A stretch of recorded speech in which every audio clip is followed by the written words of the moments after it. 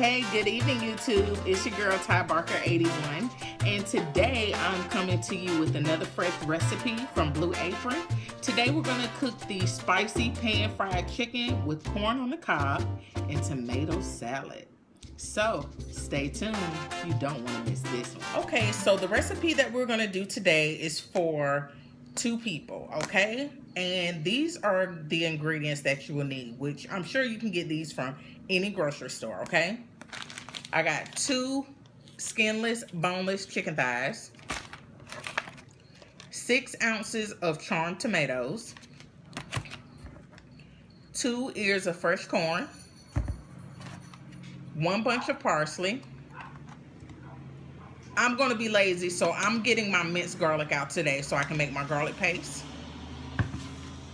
2 tablespoons of butter, or 1 ounce. 1 shallot. A 1/4 cup of sour cream. Some fried chicken spice blend, which I'm sure you can use the fried chicken blend, you know, the flour. I'm sure you can find it in the grocery store. 1 tablespoon of honey. This is, I want to say, 2 tablespoons of white wine vinegar and 1 tablespoon of your favorite hot sauce. This one's just hot sauce. I don't even know what brand it is. So, now that we got the ingredients out the way, let's go ahead and get started. Now that we know which ingredients we're going to use for this recipe, what I want you to do is take your 2 ounces of butter, your 1 ounce of butter, and go ahead and sit that out. And also take your honey, the 1 tablespoon of honey, and go ahead and sit that out if it's not already at room temperature. Now, I just want you to get a couple of things together and ready for starting to cook, okay? So, let's go ahead and get our tablespoon. Go ahead and get your slotted spoon if you're going to be lazy like me when it comes to your garlic. Get a few bowls, about 4 or 5, so that once you cut up your ingredients, you'll have those. Go ahead and get a small to medium-sized sauce pot. Go ahead and get a medium non-stick pot if you have it. And last but not least, you want to make sure you have your foil. So, let's get started. Now, to make my garlic paste, what I'm going to do is just get some garlic out of here, okay? And this is why I use my slotted spoon, because as you see, it has the water in it. The recipe only calls for 2 cloves, but I love garlic. So what we're going to do right now is make our garlic paste. And to do that, if you use real garlic, you just want to mince up your garlic, and then once it's minced, like this is, you just want to smash. Just smash it until it gets into a paste. Oh, I'm about to break my knife, guys. Also, if you use the real garlic, you can use a zester, and this way it'll be easier to do your paste as well. So whichever method you want to do, then go ahead and do that. I'm going to go ahead and continue mashing this out until I get my paste. See you soon. Now, here is my garlic paste. If you want, you can smash it a little more if you want. And I also went to a spoon because the knife almost broke, as you saw. But then I didn't do it as much as I wanted to because my hands started hurting. For your tomatoes, what you want to do is go ahead and just half them and just sprinkle them with a little salt and pepper and go ahead and give those a stir. For your shallots, you just want to go ahead and peel those and just go ahead and thinly slice.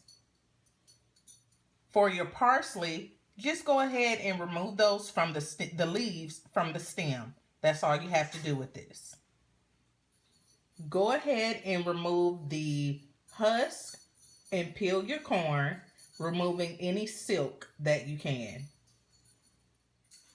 With your sour cream, the 4th cup of sour cream, go ahead and put in the 1 tablespoon of hot sauce, stir it, and if you're like me, I'm going to sit mine in the refrigerator until I need it. Now what I'm going to do is I'm going to pickle my shallots. So what I'm going to do is in my small or medium saucepan, you want to go ahead and add your shallots. Then you want to add the vinegar, the 2 tablespoons of vinegar that you've already measured out. And this is why I like Blue Apron, because I don't have to measure it. I can just pour it. And then you want to take 2 tablespoons of water. And you want to heat that until it starts to boil. Once it starts to boil, what you want to do is just mix them up for about 30 seconds to 1 minute until they're slightly softened. Once you feel that they are slightly softened, then you want to turn off your heat and you want to sit to the side. You want to remove this from the heat. And also, if you like, you can go ahead and season it with salt and pepper. Okay guys, now that our shallots are cooling, what we're going to do is make the garlic butter for our corn, okay? So what I did was, remember, our butter needs to be at room temperature. So that garlic paste we made, you want to put those 2 tablespoons of butter into that paste. And go ahead and mix that up as good as you can. Here is how your finished product of your garlic butter should look. Now what I'm going to do now is I'm going to half this up in between the 2 corns, and I'm going to wrap them individually in their own foil wrap. So here's how we're going to wrap the corns. And what I do, and I don't know if this is true or not, but I got this from one of I call her my mama. I am going to make sure that when I wrap the corn, it's on the dull side. Because my mom used to tell me that if you do it on the shiny side, it takes the flavor out of your food. So I'm just going to do it on the dull side. And I've been doing that for years.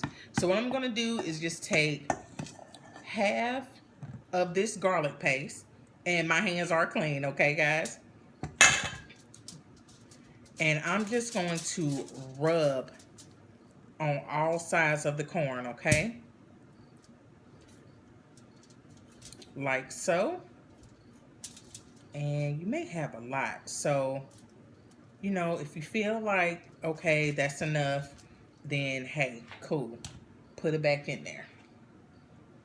And then what I'm going to do is I'm going to take 2 tablespoons of water. Should have had my water over here. I'm going to take 2 tablespoons of water.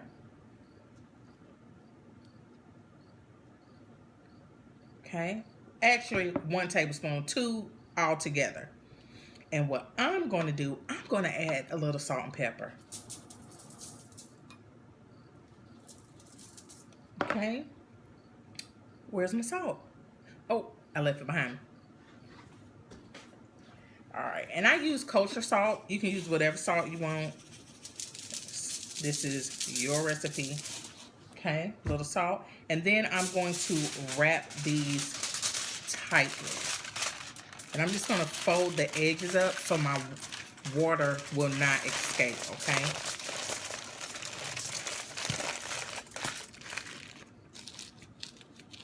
And what I'm going to do is just repeat with the other corn.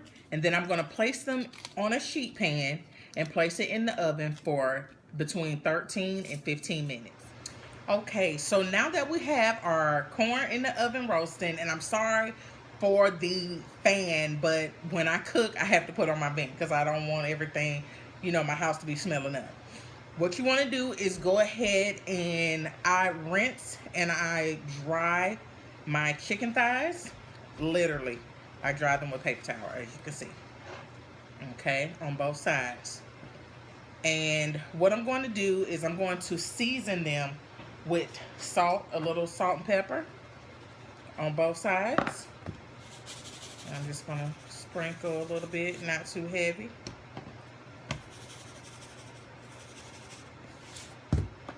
And then what I'm going to do next is I'm going to take my spice blend. I'm going to put it in a bowl. And what I'm going to do is evenly coat and then go ahead and shake off any excess of the spice blend on the chicken.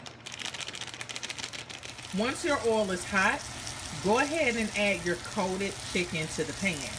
You want to cook maybe 5 to 6 minutes on each side. Now, while my chicken continues to cook, what I'm going to do is take my tomatoes and we're going to add those shallots that we pickled earlier, along with any juice, if you have any, in there.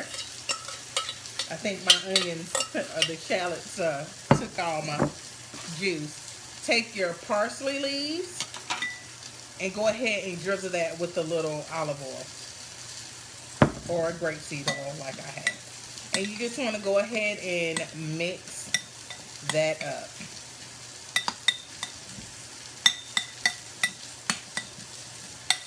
Like so. And there you go. All right, guys. Now that our chicken is completely done, you want to go ahead and knead your honey that you had at room temperature.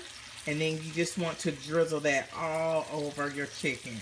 I already did that because, unfortunately, I do not have a cameraman. So, there it is. Now, my chicken doesn't look as pretty as it does on the Blue Apron paperwork. But, hey, it's done. Okay, guys. Now that our chicken is done and the corn is roasted, what I'm going to attempt to do is reserve my garlic butter. Because what we're going to do with the garlic butter is we're going to top the chicken with it. I don't know about you, but I can't wait to try this recipe. So I did it, guys. I got a little bit of the garlic butter reserve to put over our chicken. Now let's go ahead and plate everything and see how wonderful it looks. So here it is, guys. Our spicy pan fried chicken with corn on the cob and tomato salad. I cannot wait to try it. So, let's see how it tastes. And please don't forget that this is a meal for two, so you want to divide everything up. Let's taste a little bit of the tomato salad. Oh, that's good.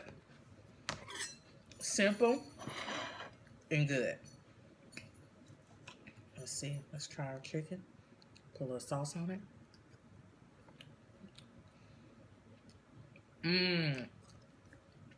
That's good too. The different flavors is good because you got that southern fried chicken taste a little bit with a little sweetness and then the spicy. I gotta take another bite of that, guys. That's good. Oh yeah. That is good. I'm so sorry, but that's good. And then let's try our corn.